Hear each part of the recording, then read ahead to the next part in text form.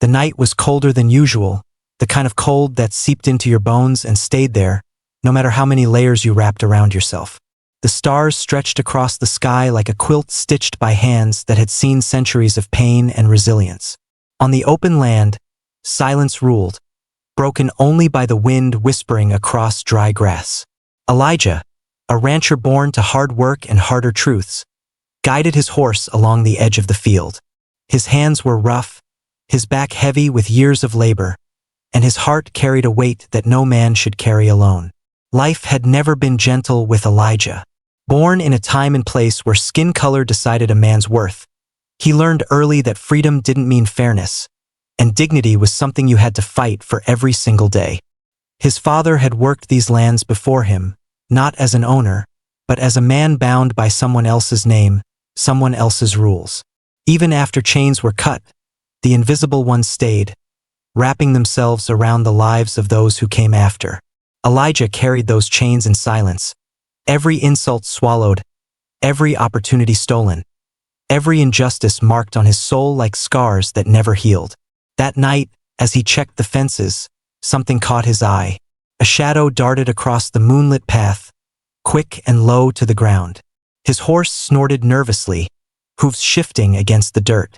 Elijah tightened his grip on the reins, his eyes following the movement. Then he saw it limping blood dark against its fur.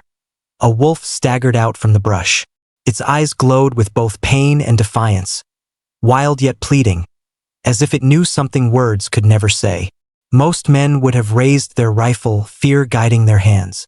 A wounded wolf was dangerous, unpredictable, desperate. But Elijah didn't move.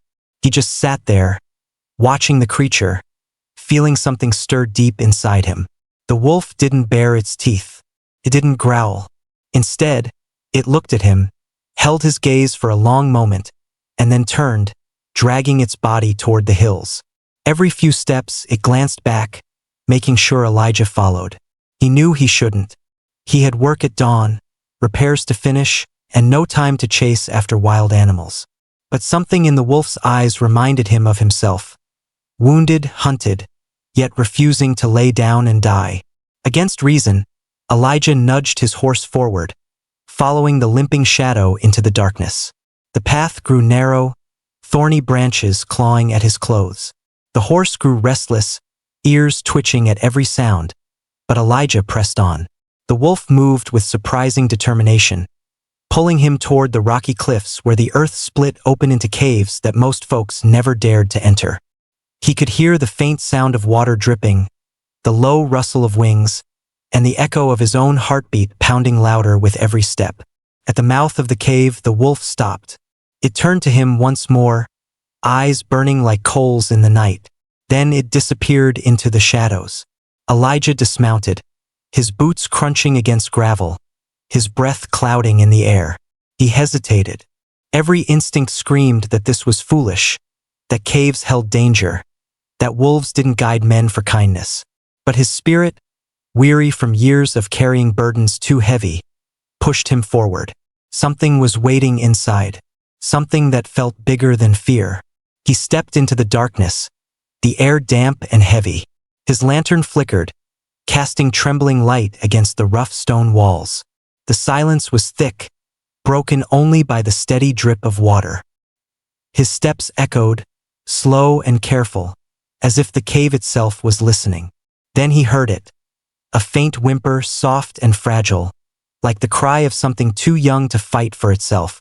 Elijah lifted his lantern higher. In the corner of the cave, huddled in a shallow nest of leaves, were 3 wolf pups, their tiny bodies trembling, their fur thin and matted. The wounded wolf, the mother, limped toward them, laying down with a heavy sigh. Her body shielded them, even in her weakness. She had led him here not out of desperation for herself, but out of a desperate hope that her young might be seen, might be spared. Elijah froze, his chest tightening. The image struck him deep, pulling memories he had long tried to bury. He thought of his mother, standing tall in the face of cruelty, her hands cracked from work, her back bent from carrying the weight of injustice, yet always shielding her children, always protecting them even when she had nothing left to give. He thought of his own childhood, when hunger had been constant and dignity had been denied. Yet his mother had taught him to stand, to believe, to keep walking even when the world told him to crawl. The wolf's eyes met his one last time, and in them he saw a silent plea. Not for herself. She knew her end was near, but for the little ones she could no longer protect alone. Elijah sank to his knees, his lantern trembling in his hand. He whispered softly, words not meant for wolves but for the spirit that connected all who suffered and endured. "I see them," he said, voice thick. "I'll carry them, just like you carried me." The mother wolf lowered her head, her breathing slowing, her body finally surrendering to the fight it had been waging. In that moment, Elijah felt both sorrow and honor, a sacred passing of responsibility, a trust given without words. He stayed until the last breath left her body, the pups curling against her still warmth, unaware of what had just been lost.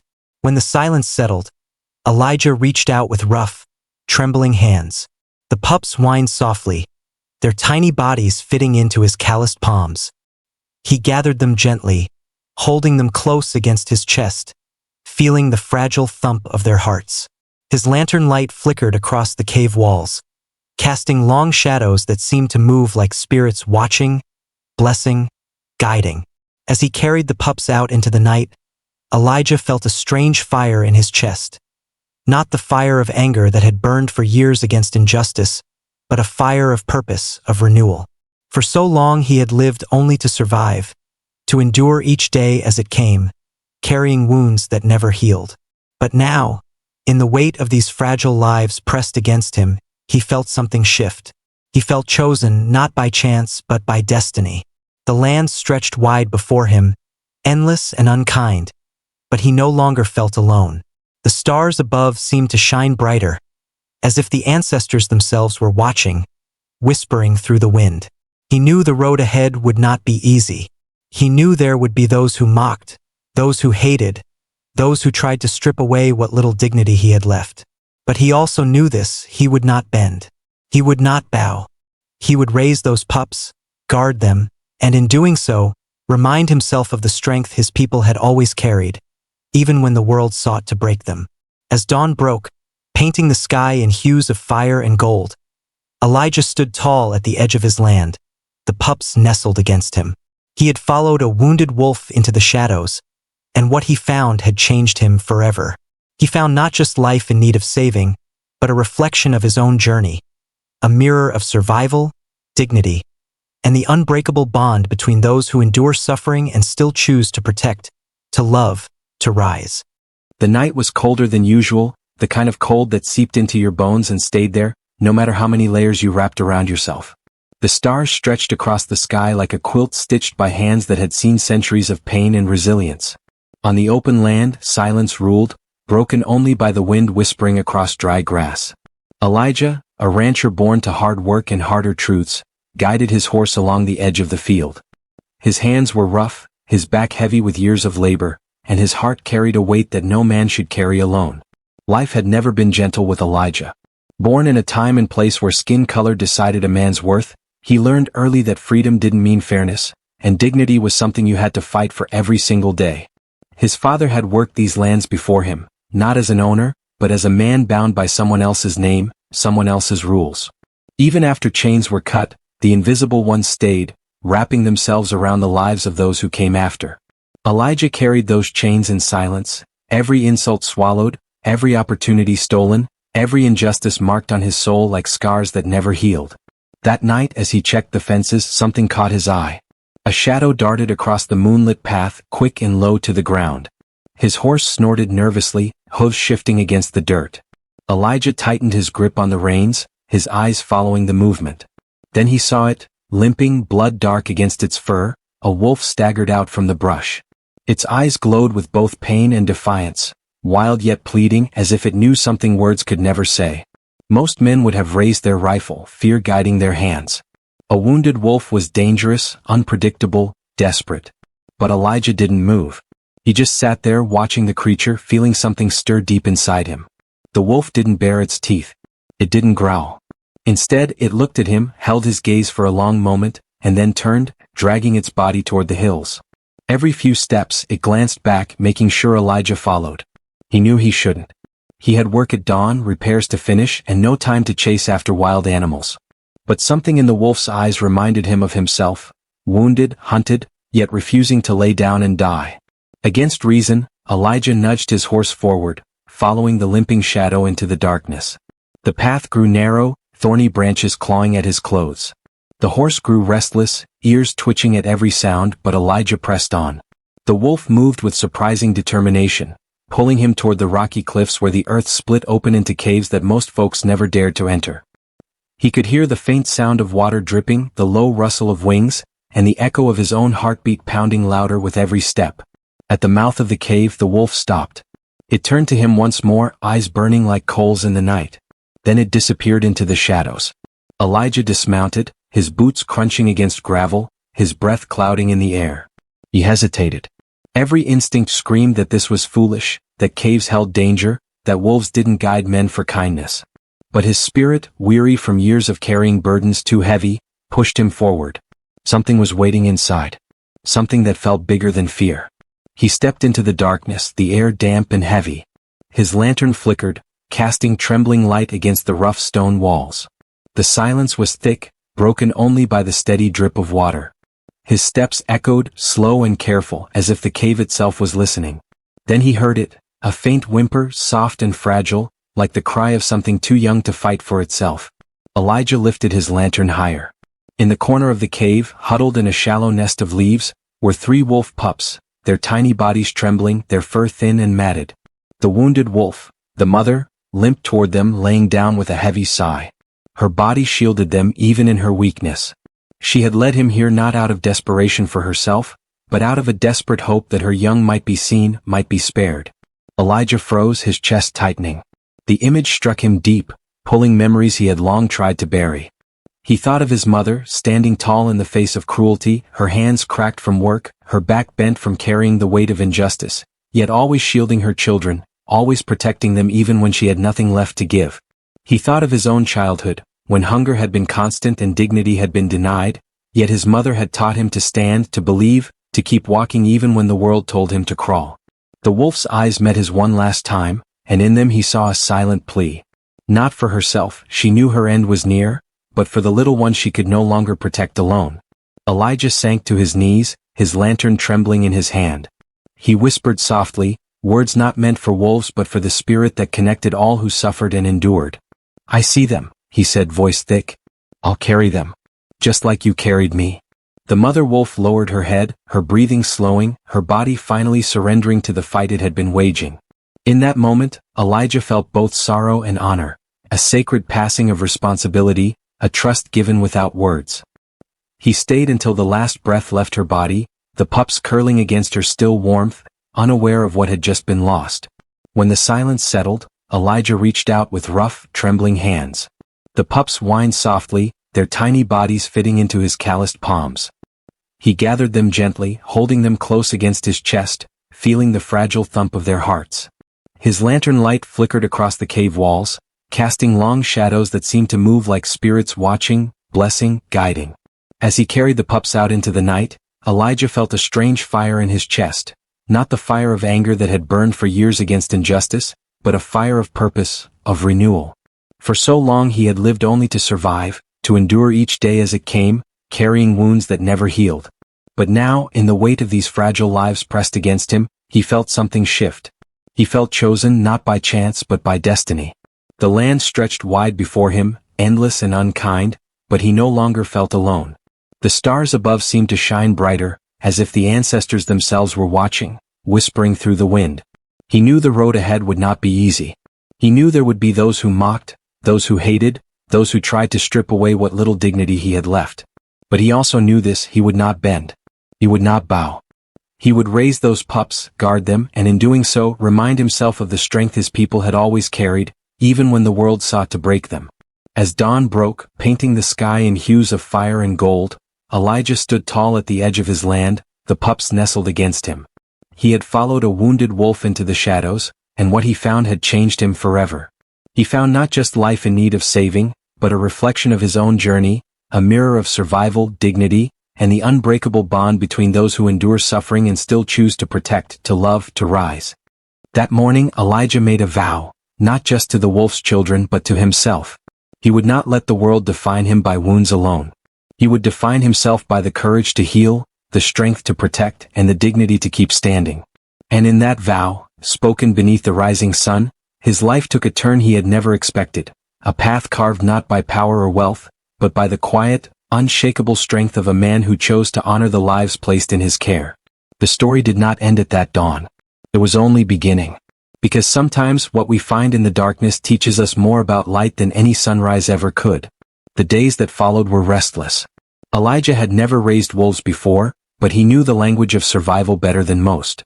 He built a small pen near his barn, not to cage the pups, but to shield them from coyotes, from hunger, from the cold nights that seemed endless. He lined it with straw, carried bowls of warm milk, and spoke to them in the same soft voice his mother had once used for him when the world outside their door was full of cruelty.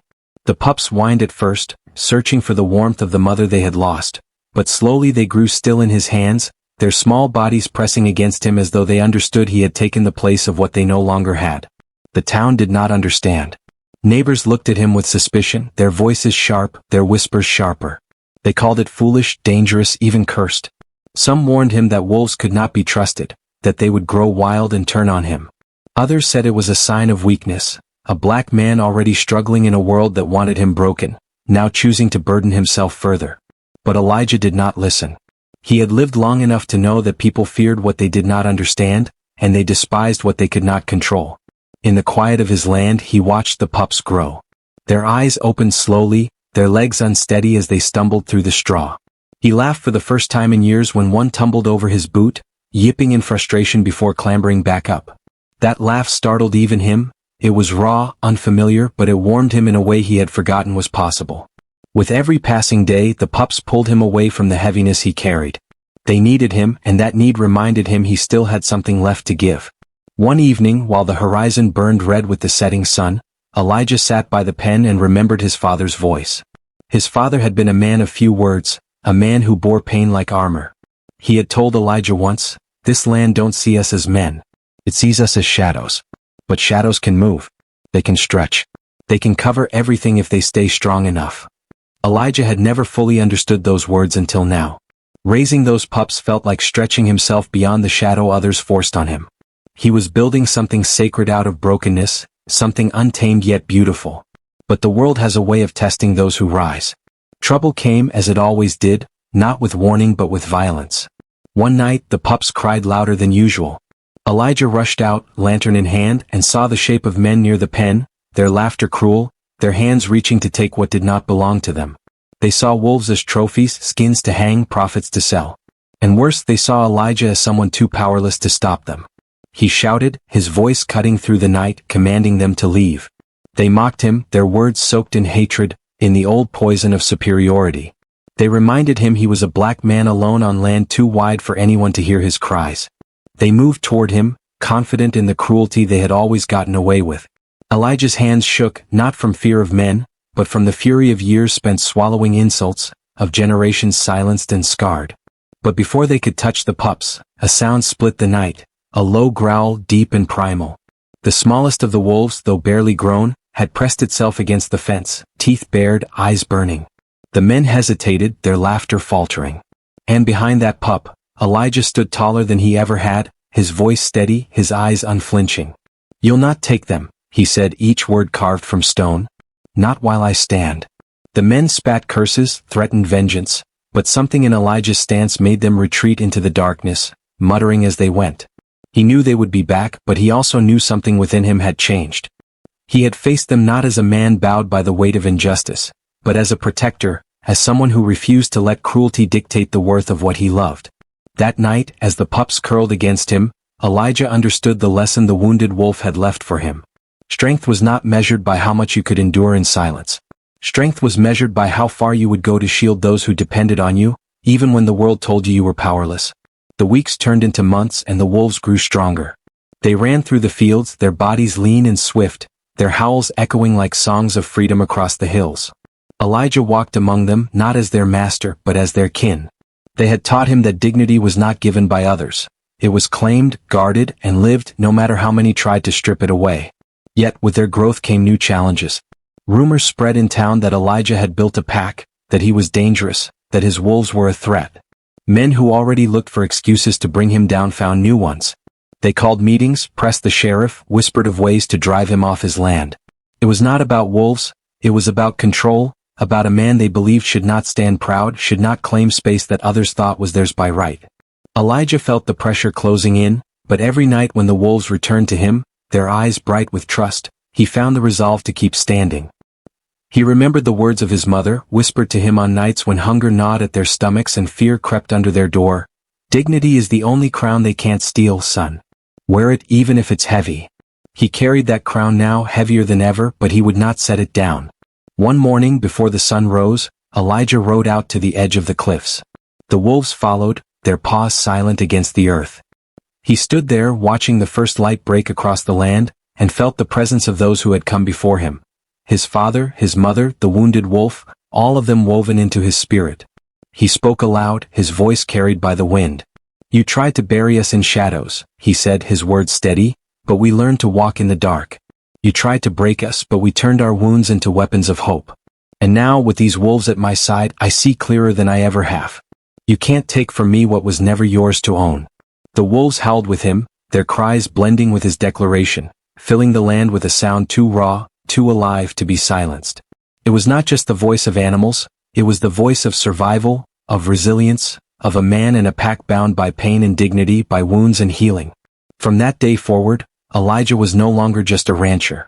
He was a guardian, a living reminder that even the wounded can rise, that even in a world built to crush them, they could build something fierce, something beautiful, something free. The story of the wounded wolf had not ended in that cave. It had only begun. And Elijah knew that as long as he drew breath, he would honor it. Not just for the wolves, but for every soul who had ever been told they were less, every child who had ever grown up with chains around their dreams, every man and woman who had ever stood against injustice and dared to keep their dignity intact. The land remained hard. The whispers remained cruel. The threats never stopped. But Elijah stood, and the wolves stood with him, their bond unbroken, their spirits unbent. Together, they carried forward a truth as old as the earth itself. That dignity, once claimed, could never be taken, only passed on, like a fire that burned brighter with every generation that dared to keep it alive. The wolves grew stronger with each season, their coats thickening with winter, their steps light and sure across the land that stretched beyond Elijah's fences. They were no longer helpless pups, but they never strayed far from the man who had carried them from the cave. They returned each evening, shadows against the setting sun, their howls rising like hymns over the hills. Elijah often stood listening, his hand resting on the wood of the fence, his heart swelling with something he hadn't felt in years, belonging. Yet peace was always fragile in his world. It was the kind of peace that could be shattered by a word, a glance, or the sharp edge of prejudice that lingered in every corner of town. The wolves became a story whispered in saloons and shops. Some said Elijah was cursed, that raising wild beasts meant he had invited danger upon himself.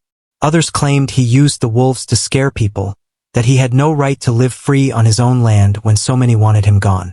And beneath their gossip was a hatred older than Elijah himself, a hatred passed down like a family heirloom. One afternoon, when the sun hung low and hot, Elijah rode into town for supplies.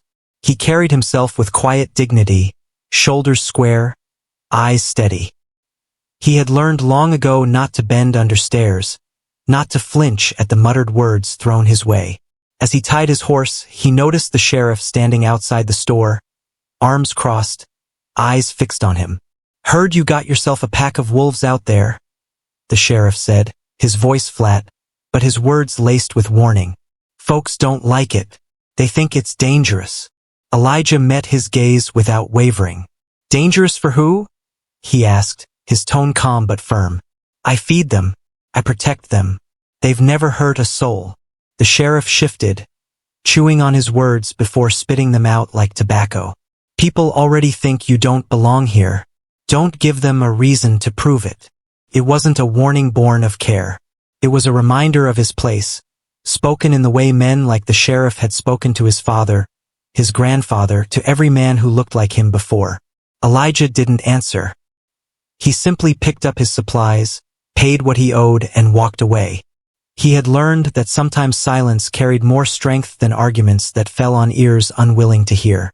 But silence did not shield him from the storm that was coming. Weeks later, on a night when the sky rumbled with thunder, Elijah heard gunshots crack through the darkness. He rushed outside, heart pounding, and saw the wolves scattering into the fields, their cries cutting through the rain. At the edge of the pen, he saw shadows running, men with rifles, their laughter rising cruelly above the storm. Elijah's fury burned hot, but he did not run blindly into danger. He called out, his voice strong, carrying over the rain. "This is my land. Leave now."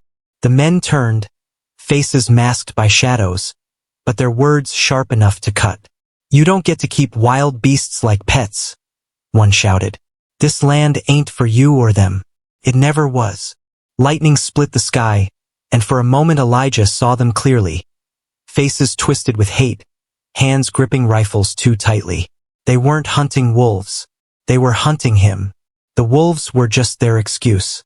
The men fired again, the shots echoing like curses. Elijah ducked behind the barn, gripping the wood as splinters flew. He could feel the weight of history pressing on him. Generations of violence aimed at men like him, at families who dared to claim space in a world that wanted them erased. But he also felt something else. A fire rising in him, fierce and unshakable. The wolves returned, their howls fierce, their bodies low and ready. They circled the barn, their eyes burning bright. Elijah stepped out from cover, not with a rifle raised, but with a strength that came from knowing he would not bow. "You want to take from me?" he shouted over the storm. "You'll have to face what you fear. And I promise, fear runs deeper than hate." The wolves howled, their cries splitting the night, echoing off the hills like thunder answering thunder. The men faltered, their rifles shaking.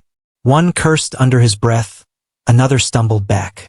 And in that moment Elijah knew they were not brave. They were cowards hiding behind weapons, men who feared what they could not break. The storm raged, the rain pouring heavy, until at last the men turned and fled into the darkness, their threats carried away by the wind. Elijah stood in the downpour, chest heaving, the wolves circling him like a shield. He had faced hate before, but never like this. And yet he was still standing, still unbroken, still unbent. When the rain finally eased, Elijah walked among the wolves, checking each one. His hands steady though his heart still burned with rage. He found one injured, a wound grazing its side. He carried it back into the barn, cleaned the wound with trembling hands, whispering softly to calm its whimpers. In those moments, as he pressed cloth against blood, he thought of his own wounds, those he carried on the inside, invisible but deep. He understood then that healing was not just survival. Healing was resistance. To keep living, to keep protecting, to keep loving, that was defiance in a world that wanted him broken. The next morning, Elijah rode into town again, his wolves trailing at a distance, their heads high. Whispers rose the moment he arrived, eyes wide, hands pointing. He knew what they were saying, that he was dangerous, that he should be stopped. But Elijah did not cower.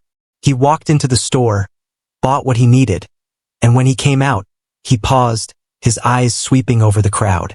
"You say I don't belong here," he said, his voice steady, his words cutting through the murmurs. "But I've worked this land with my own hands. I've bled for it, I've built on it, and I've stood tall on it. My wolves are not your fear, they are your reflection. They are wild, they are free, and they will not bow. Just like me." Silence spread through the crowd. Some looked away, others stared, their mouths tight. The sheriff shifted uncomfortably, but he said nothing. Elijah mounted his horse, his wolves gathering around him, and rode away. He knew their hatred would not vanish overnight. He knew the fight was far from over, but he also knew he had planted something in their hearts. A truth they could not unhear, no matter how much they tried. Back on his land, as the sun dipped low and painted the sky in shades of fire, Elijah stood with the wolves at his side. He thought of the wounded wolf who had led him into the cave, of the pups trembling in his hands, of the vow he had made beneath the dawn. And he realized something. The cave had not only given him wolves to raise. It had given him himself. A man unbroken. A man who carried dignity not as a gift, but as a weapon, as a shield, as a crown. The world would keep trying to strip it from him. But Elijah knew now that dignity was not something they could touch. It was his birthright, carved into him by those who came before, passed on to those who would come after. And as long as he breathed, he would carry it forward.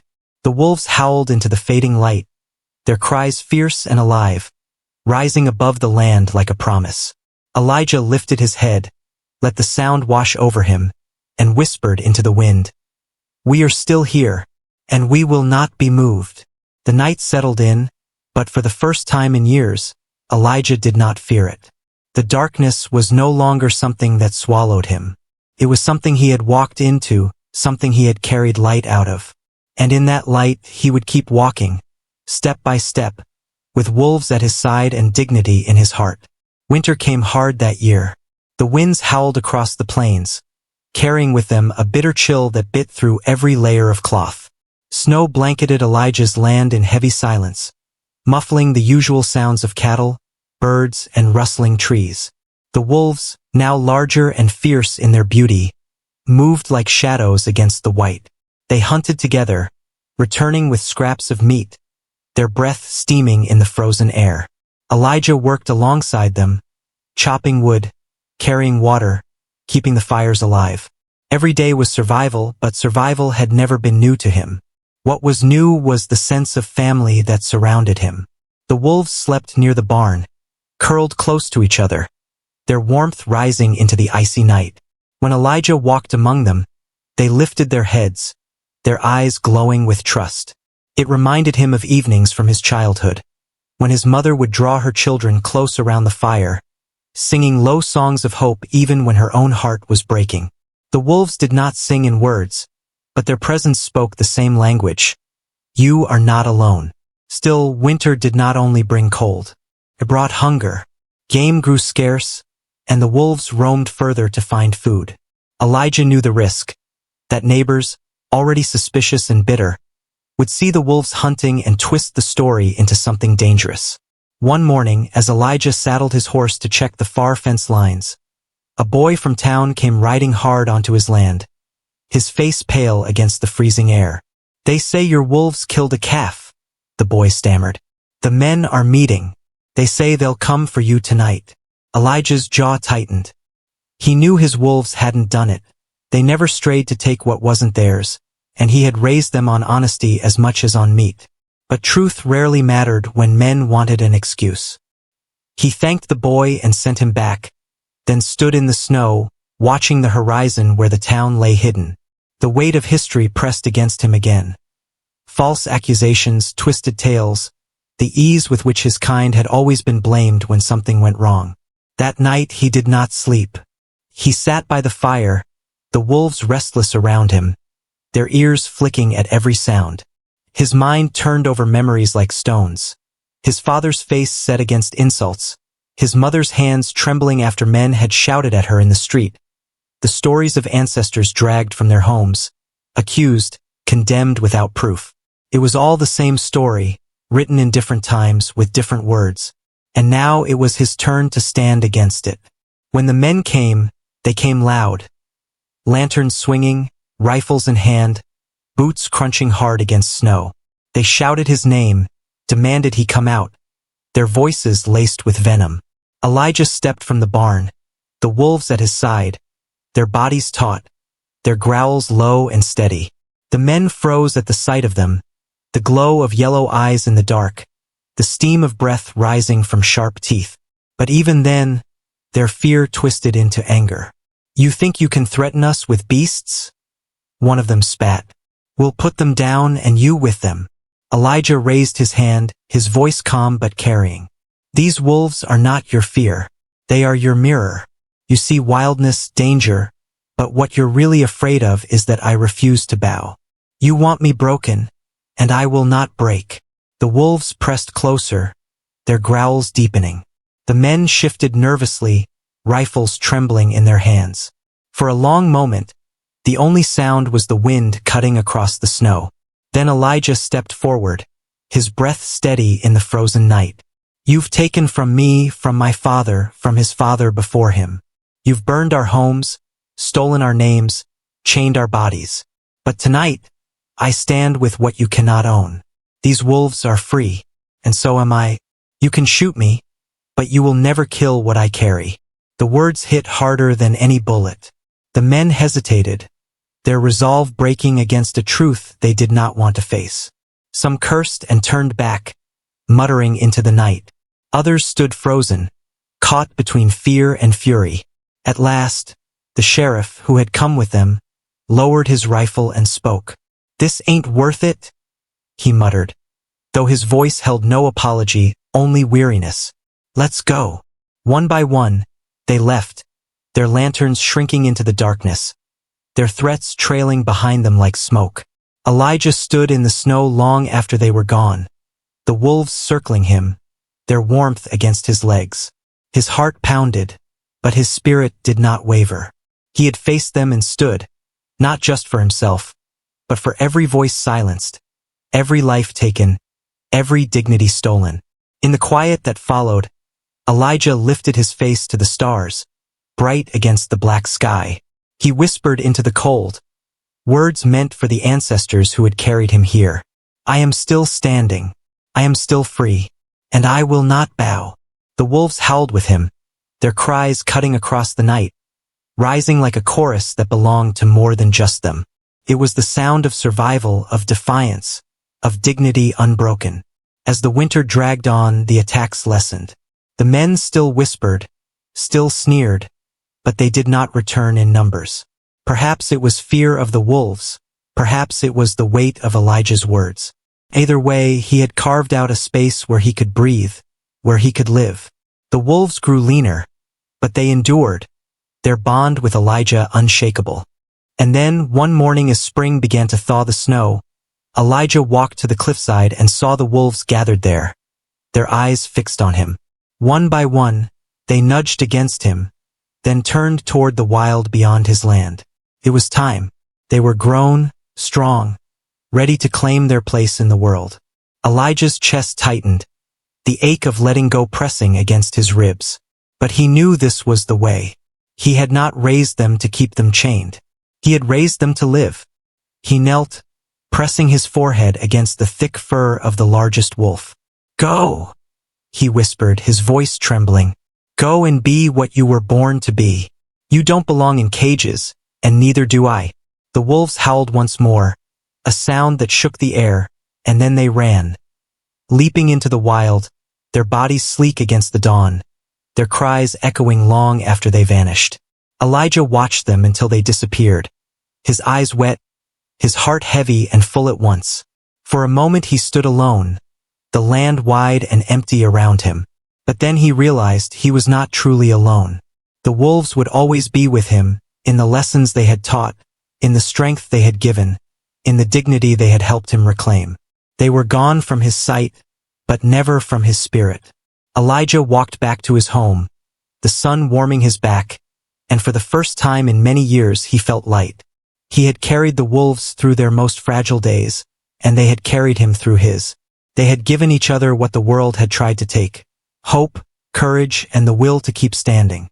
And in that bond, he had found something unbreakable, something that would outlast even him.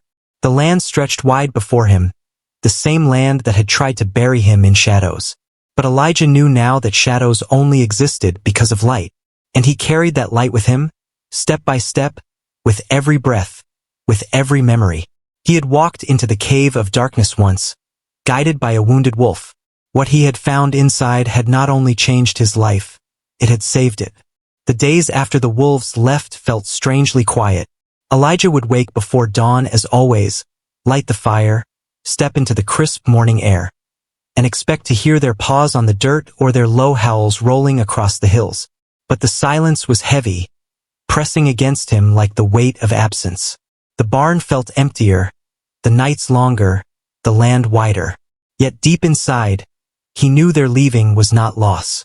It was proof they had become what they were meant to be: strong, free, unbroken. Still, he missed them. He missed the way they circled him at dusk, the way their eyes glowed in the firelight, the sound of their wild songs lifting above the wind. He missed the reminder that he was not alone. But as he worked the land, he began to notice something. Where the wolves once stood, his own spirit now rose.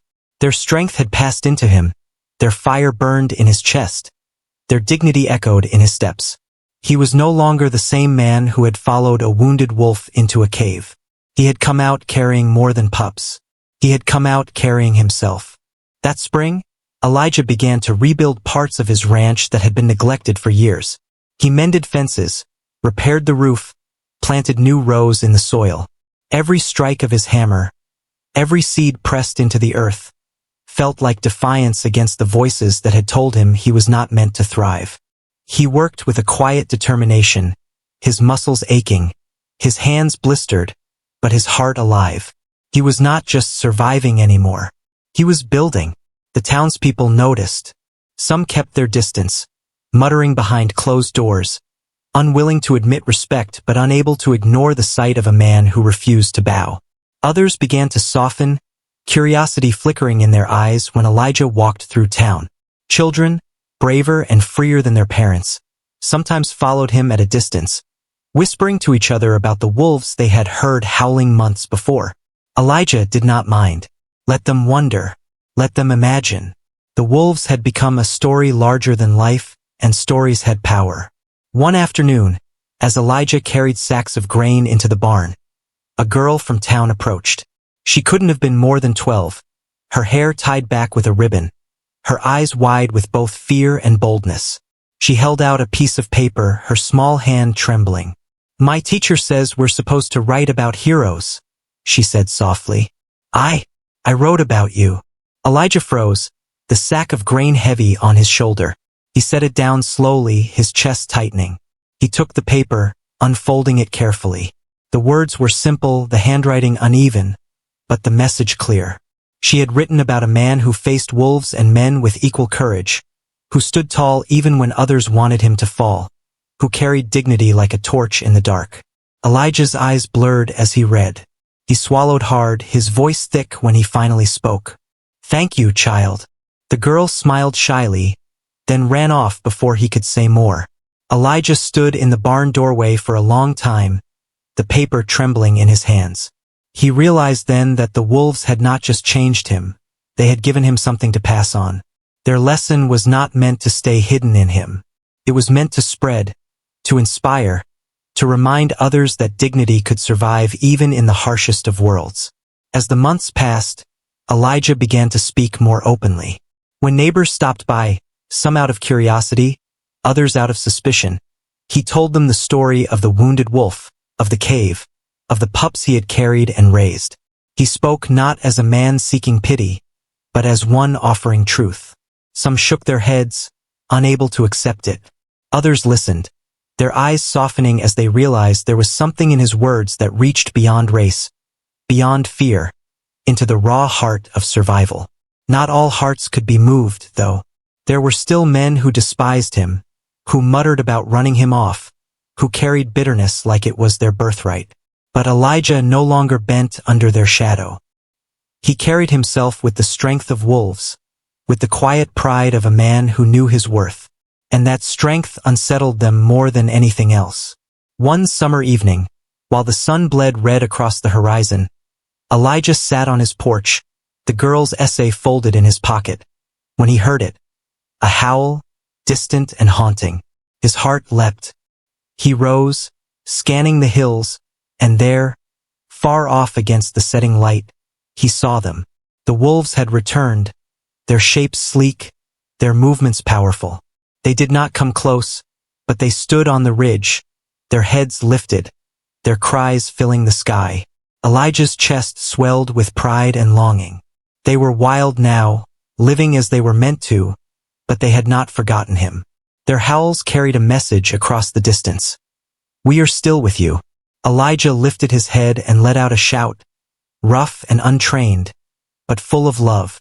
The wolves howled again, then vanished into the dusk. Tears slid down his face, but they were not tears of sorrow. They were tears of connection, of knowing that bonds forged in pain and dignity could never be broken. Not by distance, not by time, not by hate. That night, Elijah dreamed of his mother. She stood in a field of tall grass, her hands gentle, her eyes filled with pride. "You carried them," she said, her voice soft like a lullaby. "And in carrying them, you learned how to carry yourself. Don't forget, son. Dignity is not just survival. It's legacy." He woke with her words burning in his chest. Legacy. That was what the wolves had given him, and what he now had to give others. It was not enough to stand tall for himself. He had to make sure others could stand too. So Elijah began to visit the town's small schoolhouse, speaking to children about resilience, about respect, about carrying dignity even when the world tried to strip it away. He told them stories, not just of wolves but of people who had endured, who had fought, who had survived. Some children listened wide-eyed, others with skepticism, but all of them heard. And in planting those seeds, Elijah felt something new stirring, hope that the next generation might not carry the same chains he had. The wolves continued to visit from time to time, always at a distance, always reminding him of the wild freedom they had found. And each time, Elijah felt a surge of strength, as if their presence was blessing his path, urging him forward. The men who hated him still whispered, still plotted, but Elijah no longer feared them. He had faced them in the storm, faced them in the snow, faced them in the silence of his own heart. And each time he had stood unbroken. That was his victory. That was his defiance. That was his legacy. Years later, when Elijah's hair had grayed and his back had bent from labor, he would sit by the fire, children gathered at his feet, and tell the story again.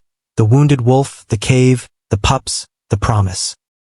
He would watch their eyes widen, their faces glow, and he would see the same fire he had once carried alone now burning in them.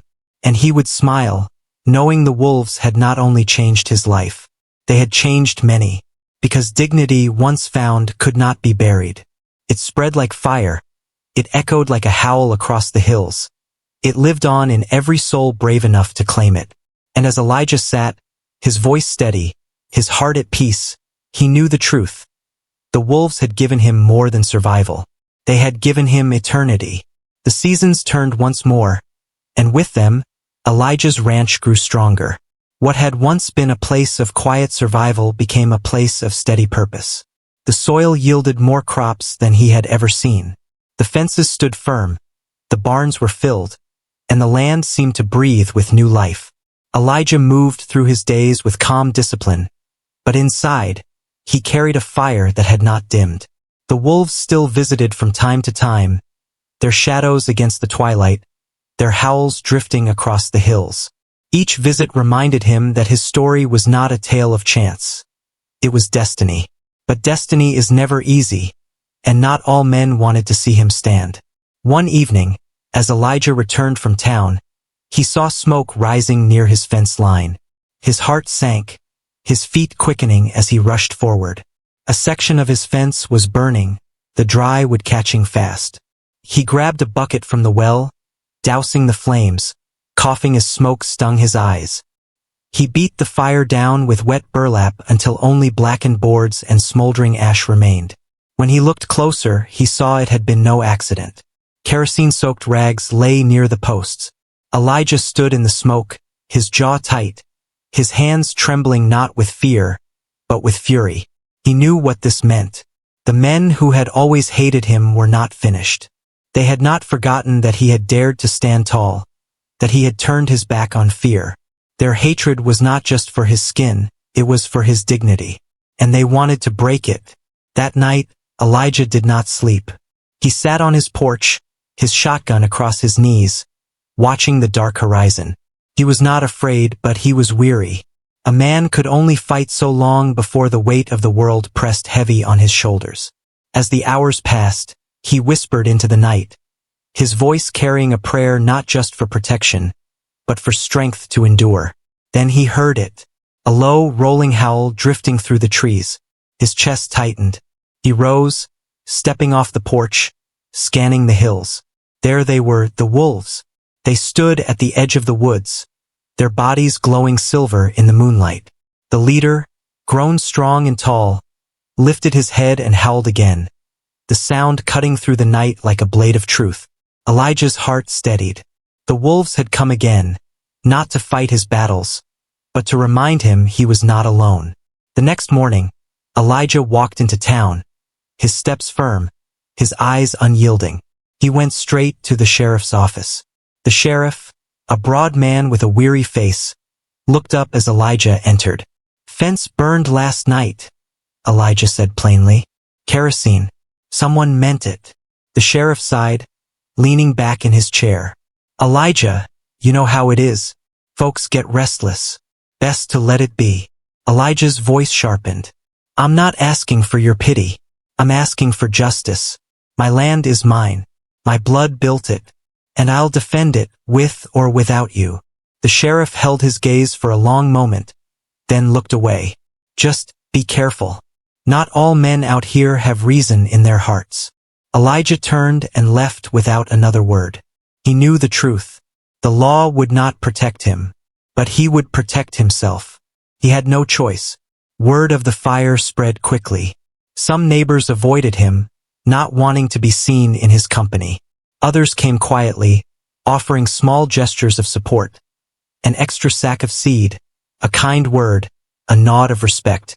Elijah accepted these with gratitude, but he did not rely on them. He had learned long ago that true strength must come from within. One evening, as he repaired the charred fence, the girl from town returned. She stood watching him work, her brow furrowed. "Why do they hate you so much?" she asked suddenly. Elijah paused, his hammer in his hand, his breath heavy. He looked at her, her young eyes searching for answers that even grown men struggled to face. "They hate because they fear," he said finally. "Fear makes people cruel. They see someone who refuses to bend, and it reminds them of their own weakness. They think if they break me, they'll be strong. But hate never makes a man strong. It only makes him hollow." The girl nodded slowly, her lips pressed together.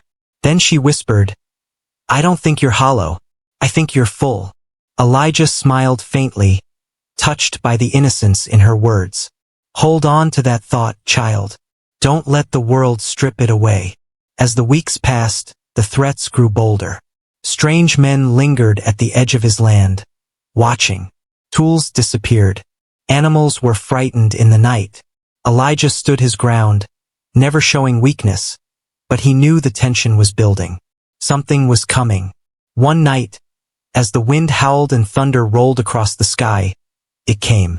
A group of men, their faces shadowed, their voices rough with drink and hate, approached his barn. Elijah heard them before he saw them, the crunch of boots on gravel, the muttered curses. He stepped out into the storm, shotgun in hand, his figure tall and unyielding against the lightning. "This is my land," Elijah called, his voice steady. "You'll not take it from me." The men laughed harshly. "We'll see about that, boy," one sneered. Elijah's grip tightened on the shotgun. His heart pounded, but his spirit did not waver. He knew this moment had been coming since the first day he had claimed his dignity. He had feared it once. Now he welcomed it. Better to stand and face them than to live forever in chains.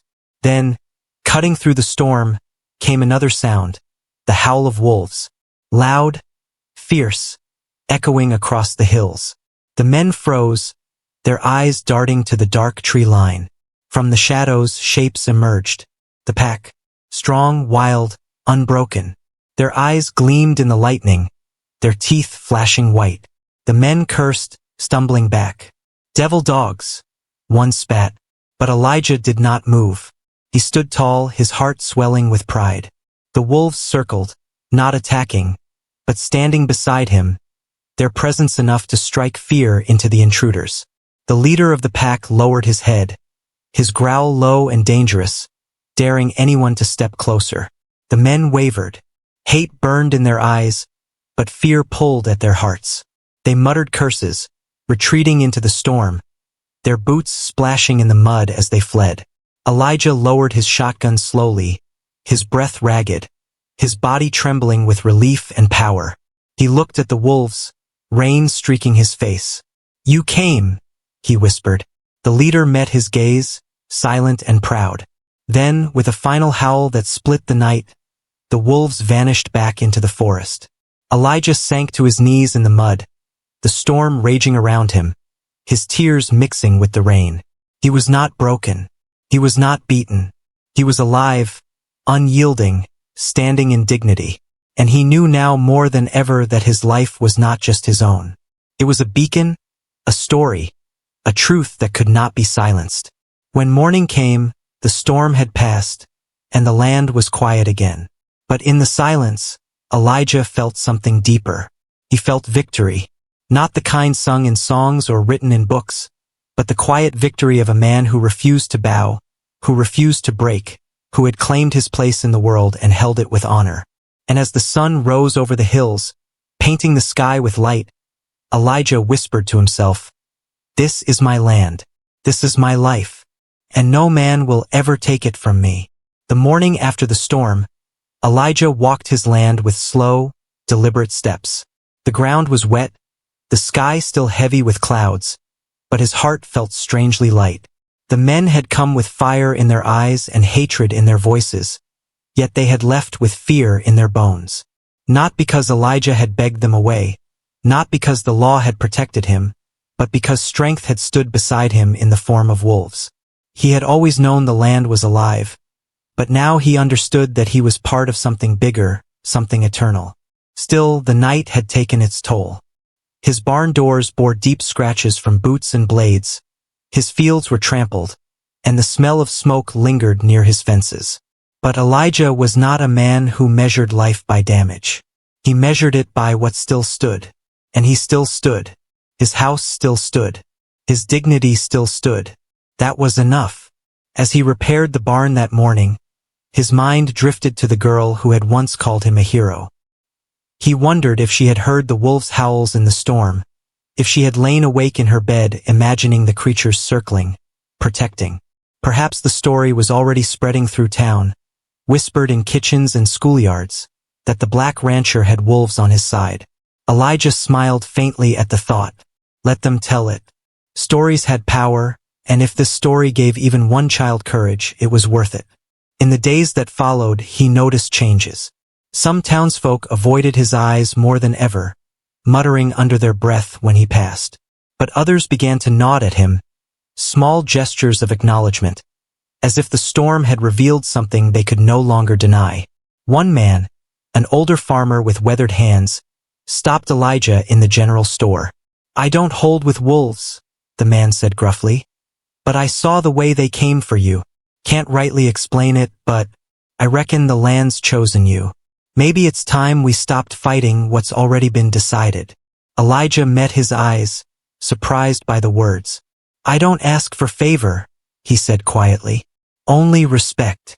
The man gave a curt nod. "Respect's earned. And you've earned it." For the first time in many years, Elijah felt a shift. Not in everyone, but in enough. The walls of hate were not crumbling, but cracks had begun to show. And through those cracks, light seeped in. One evening, as the sun dipped low and painted the sky with fire, Elijah sat on his porch and thought of his parents. He thought of his father's calloused hands, worn from labor that was never fairly paid. He thought of his mother's voice, steady and strong even when her heart was breaking. He thought of the stories they had told him, stories of struggle, stories of survival, stories of people who had carried dignity like a torch through the darkness. He realized now that he was part of that same story, not because he had sought it, but because life had demanded it of him. He whispered into the wind, "I won't let your names be forgotten." That whisper grew into something more. Over the next months, Elijah began to write. Late at night, by the glow of the fire, he filled pages with his story. The wounded wolf, the cave, the pups, the seasons of survival, the night of the storm. His handwriting was rough, his words simple, but his truth was powerful. He wrote not for himself, but for the children who would come after, so they would know that strength and dignity could outlast hate. When the schoolteacher learned of his writings, she invited him to read to her students. Elijah was hesitant at first. He had always been a man of the land, not of crowds. But when he stepped into that small wooden classroom and saw the eager faces staring up at him, he felt something stir inside.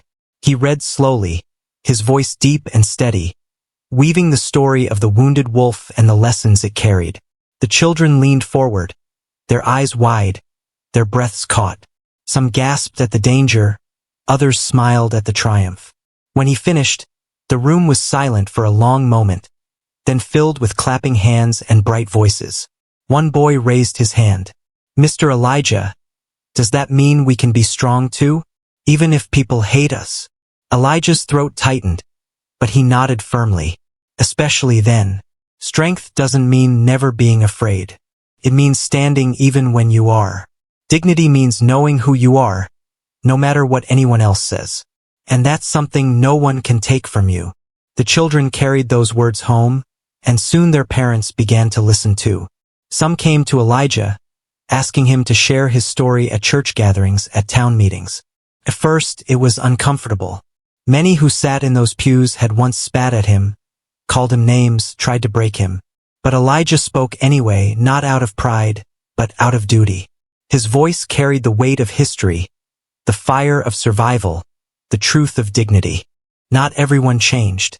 Some hearts remained hard, their hatred too deep to uproot.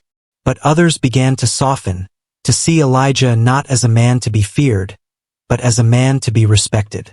Slowly, the ground beneath his feet shifted. He was no longer just a rancher on the edge of town. He was a voice, a presence, a symbol of something greater. The wolves, too, continued to appear, always at a distance, always watching. Elijah came to see them not just as protectors, but as reminders of his own wild strength. They had survived the storm of men and nature, just as he had. Their howls became the anthem of his nights, a song of freedom echoing across the hills. Years passed, and Elijah's hair grew streaked with gray. The ranch thrived, not just as a place of labor, but as a place of gathering. Children came to learn from him, neighbors came to listen, travelers sometimes stopped to hear the story of the man and the wolves. And through it all, Elijah carried himself with the same quiet dignity, never boasting, never bending. One autumn evening, as the leaves burned red and gold, Elijah stood on the ridge overlooking his land. The sun was sinking, the air crisp, the world glowing. Beside him, as if summoned by the moment, the leader of the wolf pack appeared. Their eyes met, man and beast, survivor and survivor. No words passed, but none were needed. They had walked parallel paths, bound by a promise written not in ink, but in blood, sweat, and soul. The wolf lifted his head and howled, the sound raw and beautiful. Elijah closed his eyes, letting it wash over him, knowing it was not just a farewell, but a blessing. When he opened his eyes, the wolf was gone, melted back into the wild. Elijah stood alone, but he did not feel alone. He felt full of memory, of pride, of legacy. He thought again of his mother's words in that dream long ago. Dignity is not just survival, it's legacy. And now he understood fully. His life, his struggles, his victories were not just for him. They were for every soul who would one day need to hear that it was possible to stand unbroken. As the stars emerged, Elijah whispered to the night, "I carried them, and they carried me. Now let the story carry us all." And with that, he turned back toward his home, the firelight glowing in the windows, the sound of children's laughter drifting through the air. He smiled, his step steady, his heart at peace. The story of the wolves had become his story, and his story had become theirs. And together they would never be forgotten. As the years turned slowly like pages in a worn book, Elijah grew older, but his spirit never dimmed. His ranch became more than a place of survival. It became a place of memory, of gathering, of teaching. The land that once carried the weight of silence now carried voices. Children laughing, neighbors talking, and sometimes strangers arriving just to sit with Elijah and listen. His story had spread farther than he could have imagined. People began to call it the wolf's promise. It was told in church basements, whispered in schoolhouses, carried in letters to family far away. Each time it was told, it shifted slightly, but the heart remained the same. A wounded wolf, a cave, a man who chose dignity when the world tried to strip it from him. Elijah didn't mind the changes. Stories were meant to grow, to become more than the man who first lived them. What mattered was that the lesson remained. No matter the hate, no matter the weight, one could still stand tall. Elijah's body began to slow. His hair turned fully silver, his hands shook when he worked, and his steps grew shorter. But his eyes still held the fire of a man who had seen too much to bow. Each night, as the sun sank low, he still walked the ridge, looking for the wolves. Sometimes he saw them, sometimes not.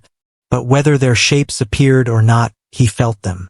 Their presence lingered, woven into the land, into his bones. One winter evening, as snow dusted the hills, Elijah sat by the fire with a group of children at his feet. He told them the story once more, his voice slower now, but still steady.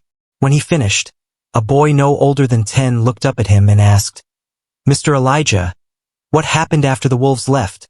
Did you ever feel alone again?" Elijah smiled faintly, leaning back in his chair. "I thought I might, but I learned something.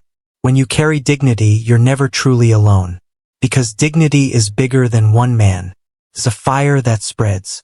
It lives in you, and it lives in the people who come after you. Even when the wolves are gone, their spirit stays. Even when I'm gone, mine will too." The children sat in silence, letting the words sink deep into their young hearts. For many of them, life in that town was still hard, still unfair, still marked by lines of color and hate. But Elijah's words gave them something precious, hope. The kind of hope that grows like a seed in the dark, waiting for the sun. As the years carried on, Elijah's story began to move beyond the town. A traveling preacher carried it to another county, where it spread among communities who needed courage. A teacher wrote it down in a small book, which found its way into classrooms miles away. Soon, people Elijah had never met spoke his name with respect, not as a myth, but as a man who had stood when others tried to make him fall. And still, Elijah lived quietly. He did not seek fame, nor wealth. He tended his land as best he could, cared for the children who came to him, and sat on his porch watching the hills where the wolves once roamed. Some evenings, he still heard their howls, distant, fading with time, but always sharp enough to pierce his heart with memory. He would close his eyes and whisper, "I hear you." Then came the spring when Elijah's strength finally began to fade in earnest. His hands, once steady with the plow and the pen, shook too much to work. His legs, once strong enough to chase storms, barely carried him across the room. Yet his spirit remained unshaken. Neighbors began to come more often, bringing food, mending fences, sitting with him in the quiet hours. The girl who had once written of him as a hero was now grown, a teacher herself, and she visited often, reading aloud to him from the stories he had once written. One evening, as the sun set in a blaze of gold, Elijah asked her to take a walk with him to the ridge. Slowly, leaning on her arm, he made his way to the hilltop where he had so often watched the wolves. The wind was gentle, the land stretched wide, and the sky glowed with fire. Elijah stood still, breathing it all in, his eyes misting with memory. "This land," he said softly, "has carried me. These hills, these skies, these wolves, they taught me how to live with my head high. Promise me, child, promise me you'll tell their story when I'm gone. Promise me you'll remind the world that dignity can't be burned, can't be broken, can't be buried." The woman's voice shook as she answered, "I promise." Elijah nodded slowly, his heart at peace. "Then I can rest." That night, Elijah sat by the fire one last time. The house was quiet, the land still. He leaned back in his chair, closed his eyes, and breathed deeply. In his dreams, the wolves came to him again, strong and proud, their eyes glowing, their howls rising like music. His mother stood beside them, her smile radiant, her hand reaching for his. Elijah smiled back, knowing the story had come full circle. When morning came, Elijah's chair was empty. His hands rested still, his breath no longer moved. But his face carried a peace that spoke of journeys completed, of battles fought and won. The news spread quickly through the town. People gathered at his ranch, some weeping, some silent, all carrying the weight of loss. Yet among the sorrow there was also pride, for they knew Elijah had not died broken. He had died standing, in spirit if not in body. The funeral was simple, held on the land he loved.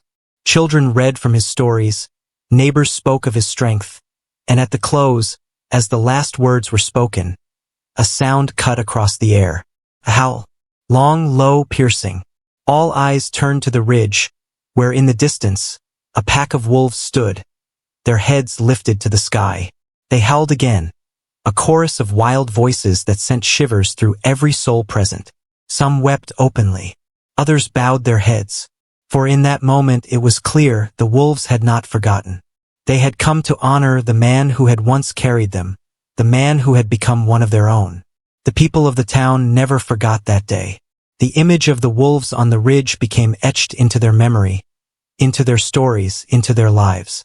Elijah's story lived on, not just in words, but in the spirit of all who had heard it. Years later, children who had once sat at his feet told his tale to their own children. Teachers taught it in classrooms. Preachers spoke it in sermons. The story grew, reaching far beyond the small town, crossing borders and generations. And though it changed in detail, its heart never wavered. It remained the story of a man who stood unbroken, a man who found strength in a wounded wolf, a man who carried dignity like a flame in the night. It remained a story of justice, of courage, of survival, of pride. And somewhere in the hills, long after Elijah was gone, the wolves still howled. The years after Elijah's passing did not erase his story. They deepened it. The town that once looked at him with suspicion began to look at him with pride. The ranch became a landmark, a place where people came to remember. His porch, his chair, his fields, they all became part of the legend. Generations passed, but Elijah's name carried weight. His story was no longer just about one man and a wounded wolf. It became a symbol of survival in the face of hate, of justice carried not in the hands of courts but in the steady heartbeat of a man who refused to bow. His life was spoken of in black churches as an example of faith and courage. His name was written in newspapers that once would never have dared to honor him. And in the whispers of families gathered at dinner tables, Elijah's spirit still rose. Children grew up hearing of the wolves that honored him.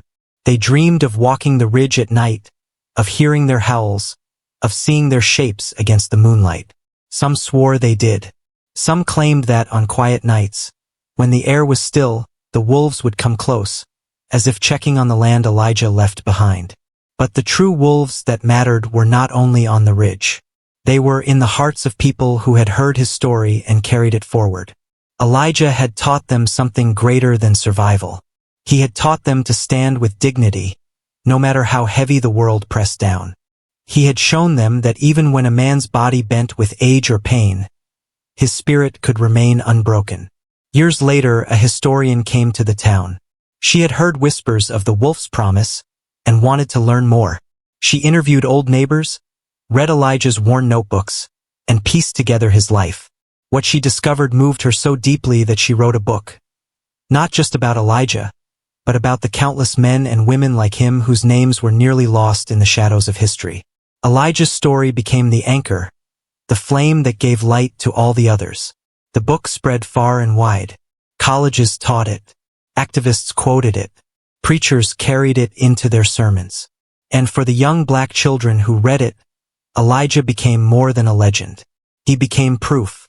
Proof that even in small towns, even in silence, dignity could roar louder than hate. Proof that their lives mattered, that their struggles had meaning, that their voices could not be erased. The ranch itself was eventually turned into a memorial.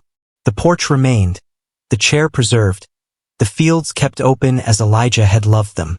At the ridge, a stone marker was placed, simple yet powerful, carved with the words, "He stood unbroken."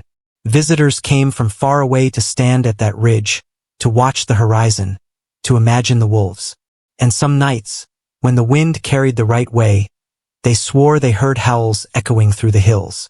For the town, Elijah's story began to change hearts. Where once there had been division, there was now a seed of respect. Not everyone changed, not everything healed, but his memory stood as a mirror no one could ignore.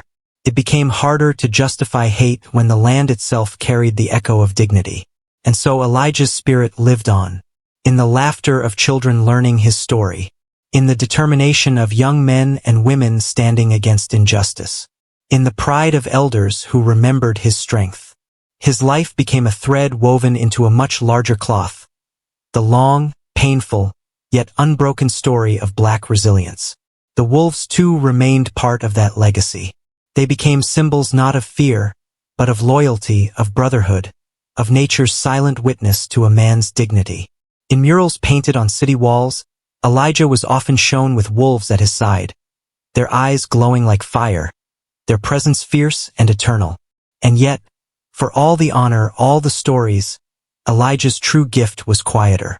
It was the seed he had planted in the hearts of ordinary people. It was the courage to stand a little taller, the will to keep walking even when the road was rough. It was the reminder that pride, dignity, and justice do not belong only to the powerful, but to anyone who chooses to carry them. One evening, many decades later, a young boy stood on the ridge where the marker lay. He was a descendant of one of the families Elijah had once protected with his story. He closed his eyes and listened. The wind brushed against his skin, the land stretched wide before him, and for a moment, he swore he heard it. A howl, long and low, carried from somewhere far away. His eyes filled with tears, not of fear, but of pride. He whispered softly into the wind,